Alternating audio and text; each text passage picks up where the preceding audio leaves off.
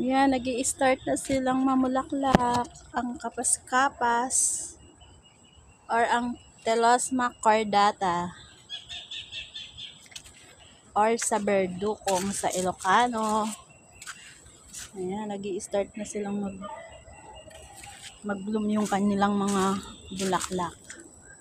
Sarap-sarap sa na pang dinengdeng. Yan guys. Oh. Kahit sa pinakadulo meron silang bulaklak. Sarap to lagay sa mushroom. Yan, tsaka sa mga kung ano-anong mga gulay na pang dinengdeng. Dami nilang flowers oh. Starting na sila.